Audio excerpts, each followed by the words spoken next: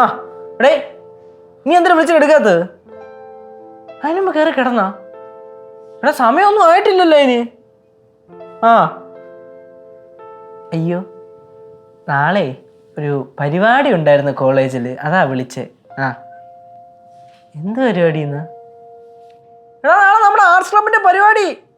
ആ അങ്ങനെ നീയല്ലേ ഏറ്റേക്കണ ഗസ്റ്റിനെ പോയി വിളിച്ചോണ്ട് വരാന്ന്. നീ പോവോ അതോ ഞാൻ പോണോ? എടേ കറക്റ്റ് സമയത്തിന് അവരെയൊക്കെ അവിടെ എത്തിക്കണേ. ഫണ്ട് കൊടുത്ത് വിളിക്കുന്നല്ലോ എന്നോ? എടാ ഫണ്ട് കൊടുക്കാനില്ലാത്തത് കൊണ്ട് പ്രമോഷൻ എന്ന് പറഞ്ഞ പേരിൽ വിളിച്ചു വരുത്തുന്നു. ആ അവർക്കൊരു കുറവും വരുത്തരുത്. പോയി ക്ലീൻ ആയിട്ട് അവരെ കൊണ്ടുവരണം. ആ പരിപാടി നശിപ്പിക്കില്ലേ ദയവ് ചെയ്ത് പ്ലീസ്. ഇല്ലെങ്കിൽ എല്ലാവരും എൻ്റെ തലക്ക് ഇരിക്കും.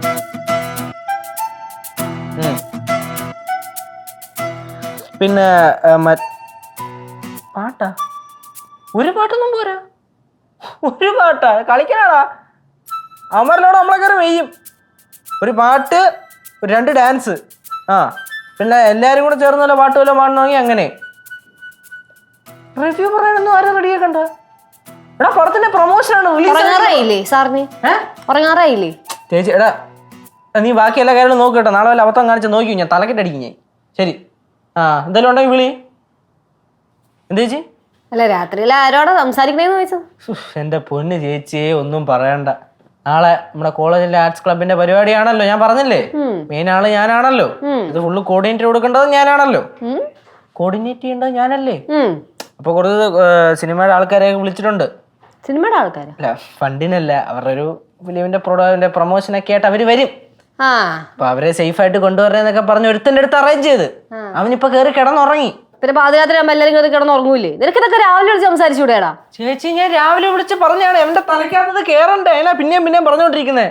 പ്രിൻസിപ്പാൾ ഉള്ള കാര്യം മൊത്തം എന്നെയാണ് ഏൽപ്പിച്ചേക്കണത്. എന്റെ മേലുള്ള വിശ്വാസം ഏതറ്റം വരെ പോയാലും ഞാൻ കാത്തു സൂക്ഷിക്കുന്നത്.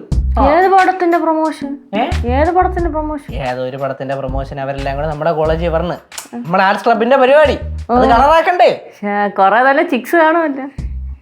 അല്ല ചിക്സ് മനസ്സിലായില്ലേ? അങ്ങനെയൊന്നും പറഞ്ഞാൽ മനസ്സിലാവില്ല. നല്ല പെൺപിള്ളേര് നല്ല അടിപൊളിയായിട്ട് നാളെ വരുമല്ലോ. ഡ്രസ്സൊക്കെ ചെയ്തേ വരും. അല്ല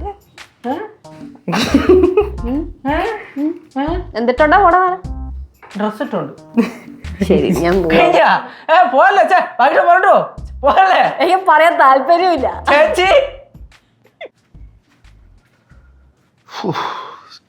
വയ്യ നീലു